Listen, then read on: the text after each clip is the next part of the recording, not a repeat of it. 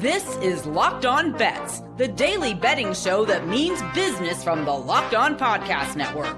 Hosted by Lee Sterling and Kevin Rodgers, they're dropping fearless picks with an inside edge to put money in your pocket. If there's action, they've got the lock. This is where smart bets start. It's Locked On Bets. Welcome to the Friday edition of Locked On Bets. Kevin Rodgers and Lee Sterling of Paramount Sports with you. As we have a loaded show here, college football, NBA, NFL, UFC, everything. And game one of the World Series is tonight between the Dodgers and Blue Jays. We're just going to sit back and watch. Simple as that, as they get going coming up in Toronto tonight. But let's get to college football. And let's begin, Lee, in the Big 12 with the hidden gem. To find a diamond in the rough, you need to dig a little deeper for those hidden gems. Sunflower Showdown in Lawrence. It's K-State and Kansas hooking up. Always bad blood between these two teams. And Lee, the Wildcats have underachieved, to say the least, this season, and now they're an underdog against the Jayhawks. What do you like here? Yeah, big rivalry game. And has Kansas State dominated this rivalry? In fact, they've won 16 in a row. Been a couple close games, and used to be for a while, Kansas State, Bill Snyder, he would like to run it up. So a lot of pent-up frustration, I believe, with these Kansas players and families, and they'd like nothing else to win this game. They win this game, it's going to make their season. I think Kansas State's off. I mean, their defense, 90th in scoring defense. In fact, they have allowed an average of 10 points in the fourth quarter. Usually they get stronger as the game goes on. Used to be known for great special teams, but not the case this year. Think they're just off and just don't have weapons also. Running back, receiver, just the program, I think, is finally slidden down, and probably the main reason is NIL. I think that Kansas has kind of underachieved this year, and I think this might be the game they put it all together. Just announced yesterday was a sellout. So Kansas State's defense also, some of those other numbers are bad. Their defense is 120th in yards per attempt. So there's just not a lot I like here. I like Jaden Daniels, the quarterback for Kansas, better. I think they've kind of held him back running, and I think this might be the game where they use a little bit more RPO with him, and I think his receivers are better. I think he's got a better running back. Home crowd. The streak is over. Doesn't reach 17. Kansas at home, laying 3, my hidden gem. Yeah, and for a long time, K-State had a handle on KU. And, you know what it was, Lee? It started with that game in Ireland against Iowa State. They can never really get anything going, and they lost at home to Army. And they had one of their receivers leave after that. Wasn't happy how he was used. It's either the first game or after the first and second game. He's like, that's it, I'm done. So, there's something wrong, things like that. They thought he was going to be their home run hitter. They just they're just not hitting enough big plays, and their quarterback's throwing interceptions now. This team's off, so you got to identify it. People say teams won 16 straight. Well, doesn't mean they're going to win the next game. I think it finally ends. Well, and also, too, Kansas can't lose to Missouri and K-State in the same year. That's not good for them. They need to at least get the split with their rivals. So we'll see how that goes coming up Saturday. Kansas, a 3-point favorite against Kansas State. Now, Lee, we are going to shift to the NBA, a very busy Friday night. And we are going to look at, we haven't done this in a little bit, but bet a little, win a lot. They say you'll miss 100% of the shots you don't take. So bet a little, win a lot. We're going to go, Lee, with an underdog money line here. And we're going to take the Atlanta Hawks coming up Friday night in Orlando against the Magic. And at FanDuel, they're at plus 180. So that's a good number. I mean, on the The point spread's 4.5 right now. Orlando's a 4.5 point favorite, but you can get Atlanta to win the game outright at plus 180. A couple things here. Number one, the Hawks got torched by the Raptors in their opener. And we know Toronto really isn't that great, but yet they were just on fire. Hawks gave up 138 to the Raptors in that one. And another thing, too, that may be a little bit under the radar in this game, Lee, that the Hawks, they were just obliterated by the Magic in the play-in tournament last year, 120-95. And I think that's got to be on their mind. Orlando outlasted Miami 125-121 in the opener. They were laying 8.5 in that one against the Heat. Now they're laying 4.5 against Atlanta. I don't know how much better Atlanta is than Miami, but at the same time, the Heat in that one, they shot 48% from the floor. The Magic, they got some good games out of Paolo Banchero. Desmond Bane made his Orlando debut. He had 23 points. Franz Wagner, he played well also, just not a lot of help elsewhere. But I think the Hawks have a very good shot here after they were embarrassed by the Raptors as a home favorite. Now you're a road dog. Let's take the Atlanta Hawks as a money line winner. Bet a little, win a lot. I haven't done that one that often. That's why it's hard for me to get the rhythm on that one. But we're going to take that as our NBA play.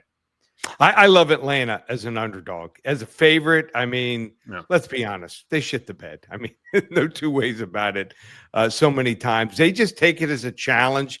And they're one of these teams. When they get hot, they can shoot lights out. They can shoot 58, 60%. They're that explosive on offense, and doesn't make a difference how good or how bad their defense is. So they're one of those teams, feast or famine. Might as well. I love that bet. Already placed it also. So we're thinking great minds think alike. Now, I don't know if a lot of people caught this with the NFL going on Thursday night, but so Oklahoma City, they have played 2 games so far. Both have gone to double overtime, and they won both of them. They outlasted Houston in Kevin Durant's debut with the Rockets on opening night, and then they outlast the Pacers in an NBA Finals rematch. Tyrese Halliburton still sidelined with the Achilles injury he suffered in Game 7. But Shea went nuts, over 50. And I can't remember ever a team playing back-to-back double overtime games to start a season, much less twice in a row at any point of the season. But for OKC, they've been tested, let's say, the first 2 games so far, so they'll be needing a little bit of a relax coming up soon. We've seen it happen so many times. Teams win the NBA championship, and the next year, I mean, everyone's hunting for them, and they have usually the next year nowhere close to a winning spread record. So complacency sets in. Everyone's, going to give you your best shot. So just the way it is. So everyone knows who Oklahoma City is now. I know that we don't have a bet on this, but we could still discuss it, though. Any thoughts with Game 1 of the World Series tonight with the Dodgers and the Blue Jays? Blake Snell is going to get the start in Game 1, and your guy, Trey Savage, is going to get the ball in Game 1 for Toronto. So the rookie, nobody would have thought he would have done so, but he's pitched well, and he's going to start opposite a 2-time Cy Young winner. I just can't go against the Dodgers unless – even if they somehow win the first game, Toronto, I mean, the pitching, the hitting, the speed, the defense, they've got everything. I mean, it looks to me like it's probably a 4-1 series win for the Dodgers. I just want to watch the first game, but there's really nowhere where I think that Toronto can even match up against them. Someone's going to have to go off for Toronto. Someone's going to have to hit like 2 runs, drive in 4 or 5 runs, in my opinion, for them to have a chance, or their pitcher just pitches lights out and they win a 2-1 game. Well, and Toronto has got to win 4 times against one of these 4. Well, against a combination of any of these guys of Blake Snell, Yamamoto, Tyler Glasnow, and your 4th starter Shohei Ohtani. So that's what I saw that in the last series. Like Ohtani is your 4th starter, which is kind of crazy. So that's what the Blue, and you're going to face Snell. If you win at least 1 game, he's going to be pitched twice. So it's just so loaded what the Dodgers have. And that's what they have been lacking. I felt like for a little bit of time that they didn't have that rotation. They had the lineup, but not the rotation. But now getting Blake Snell healthy and having Glasnow healthy and Ohtani healthy, because you didn't have any of those 3 guys last year. Well, Snell wasn't on the team last year, but you didn't have those three guys last year. You still won the World Series. Now you have all three of them this year, plus your strong lineup. So Toronto, they've been a great story, but the pitching just doesn't match up. Yeah, I think the only team that would have had a chance against them was Seattle. Seattle's pitching, I think, is a little bit better. They have some guys that can get hot, a lot of power also, but, just didn't work out for Seattle. Again, heartache. But we're finding out also more all through yesterday. I mean, the stories that were coming out in this whole gambling scandal, two separate incidents, but, I mean, it is just so sad that these two guys got caught up in it. So, I'm looking at a player actually playing in games and giving his friends or associates information. I'm talking about Terry Rozier. And then now we're finding out that the reports are that they came back to the house and they were counting up a couple $100,000 that they had won. I mean, just it's sad. It's horrible for the sport. And let's also take a look at, obviously, I'm a Miami Heat fan. I'm also a season ticket holder. The NBA had done an investigation, started one. They didn't let the Heat know anything was going on, nothing at all. So they trade for Terry Rozier. He obviously, his play goes so far downhill. He's not even in the rotation, didn't even play the opening game, didn't play at the end of the season at all. And they're going to lose. They're paying him right now. He gets paid while he's suspended. I think it's $25.9 million. They're probably not going to get any tax relief. So, if it would be one thing if he wasn't getting paid and the Heat could use that in some kind of trade exception or trade and open up some cap room, but nothing.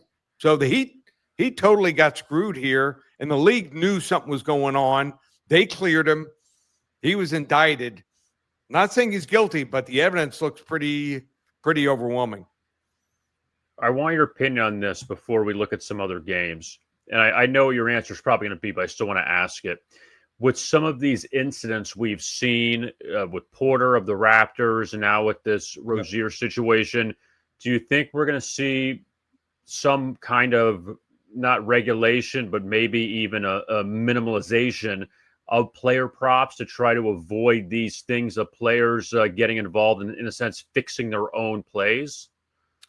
I think they almost have to make it a limit of, let's say, $500 you can wager. If people are able to win $200,000-$300,000, just, I mean, on a player prop, you can manipulate it. A player can, let's say he knows that his player prop is 25 points and he gets to 22 points and he just shuts it down. So, it's one thing, if a bunch of players are involved, but one guy, they can manipulate a player prop. He went out with like 9-10 minutes into the game, Terry Rozier, and never played another minute the rest of the season. So, like I said, the evidence looks like he's probably guilty, but, he remains innocent until he has a trial. So that and Chauncey Billups, I mean, if he was involved with the mafia and poker games, that looks horrible also. Yeah, and he's pretty much, I'd say, done with the Blazers. I think it's fair to say. He's on leave. I think he's pretty much done with that. Yeah. Coming up, we will discuss the SEC, we will discuss UFC, and we'll discuss the NFL. So we have plenty more to get to as we continue here on the Friday edition of Locked On Bets. Yep, it's time to talk now about FanDuel. And you know what time it is. NFL time. Week 8 is underway. And we got a big schedule Sunday, capped off by Steelers and Packers in Pittsburgh.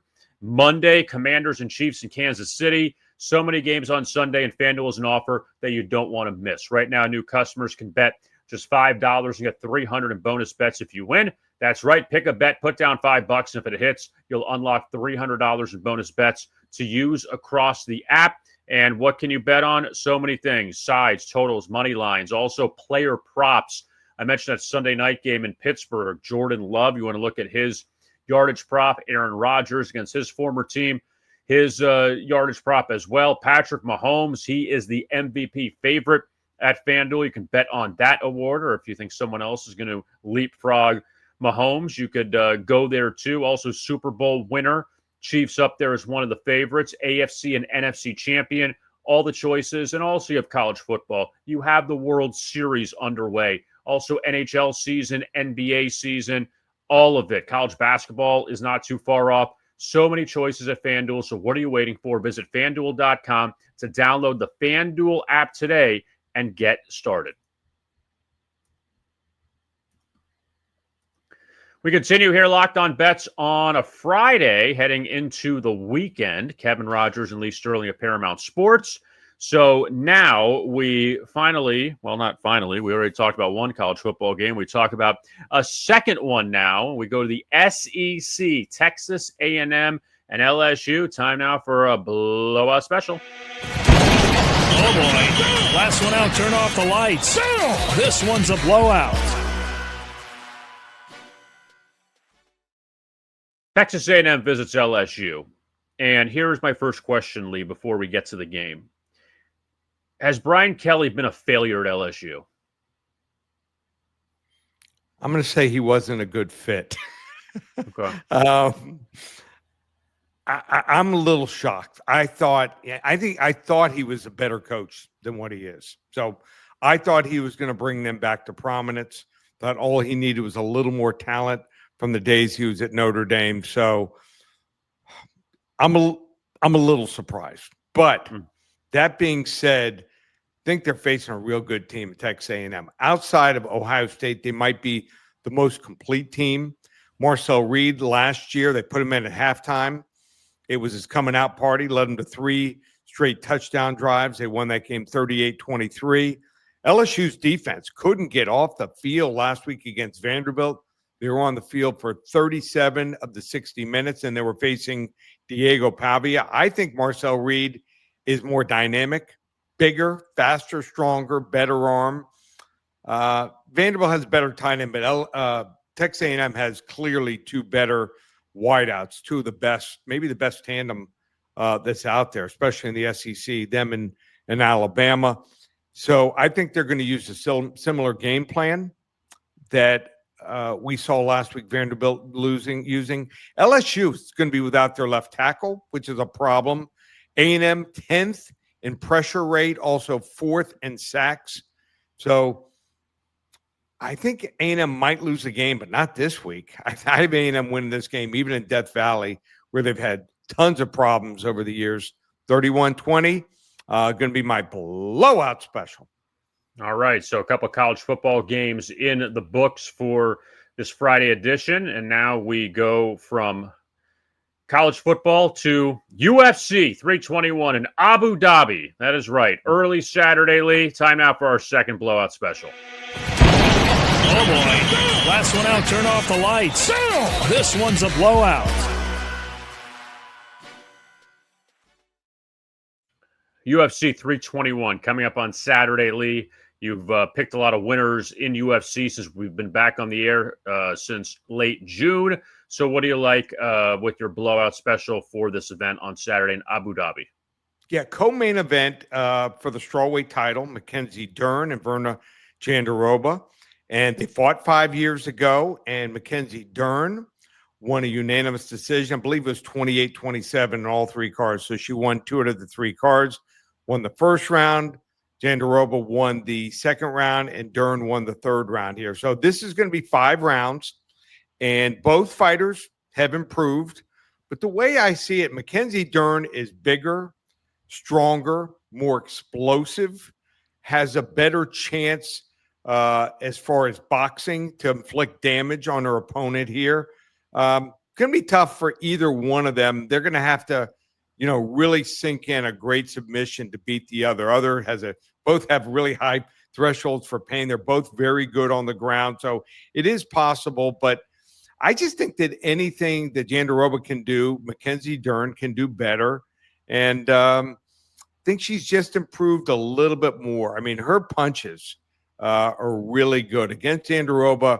Unless she can catch her and get her to the mat and somehow submit her, she's just not strong enough here to hold up, I think, over 5 rounds. So I'm going to say Mackenzie Dern finally going to be able to wear that belt here. Should be a fun fight. Co-main event. Usually don't get too excited about some of these women's fights, but both of these fighters are very skilled, both good punchers, both good on the ground, both have submissions. But like I said, Dern just everything at a little bit higher level. So we're going to take Mackenzie Dern here to win the strawweight title in the UFC, and it's going to be my second blowout winner. All right, so a couple blowouts here on a Friday. Coming up, we have our lock of the day as we look ahead to Sunday Night Football. Packers and the Steelers in Pittsburgh, and Aaron Rodgers facing his former team. I'm sure he'll have no opinion on that. So we're going to talk about that coming up next. Our lock of the day right here on Locked On Bets.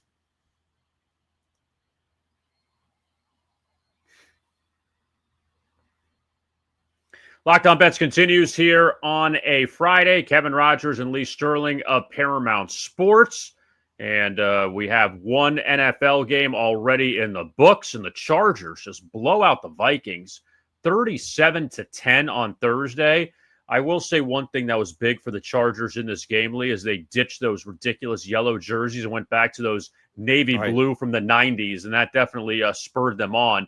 But quickly, before we get to the Sunday night game with the Steelers and the Packers, the Vikings, we haven't really talked about the Chargers, but the Vikings, I think they made a mistake at quarterback. Is that fair to say? By not keeping Sam Darnold. Daniel Jones, we couldn't really expect he would do what he's done in Indianapolis, but the Carson Wentz and whatever J.J. McCarthy has done this year is not working.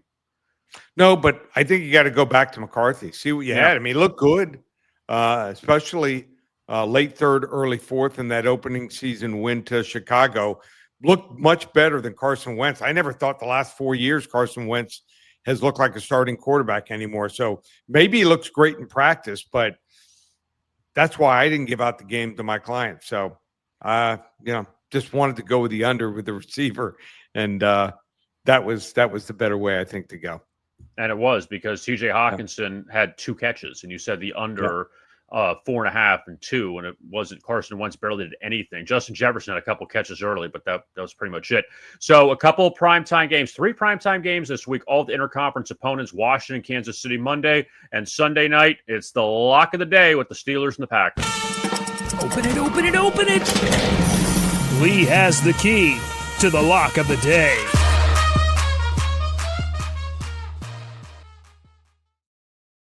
Last time we saw the Packers on the road in Sunday Night Football, they had that crazy 40-40 game against the Cowboys. They were favored in that one. They're favored in this one here at Acrisure Stadium. It's still Heinz Field to me. We'll call it Acrisure Stadium. And Aaron Rodgers and the Steelers looking to bounce back from their loss in the final seconds of Cincinnati. So, Lee, what do you like here with the Packers and the Steelers on Sunday night? And I think I heard Aaron Rodgers say something like it wasn't, that big a game, not a rematch game. But trust me, you played for a franchise for 18 years. It's big for him. So I think he'll be ready to go here. Also, Mike Tomlin, how well has he done as a home dog or a small favorite?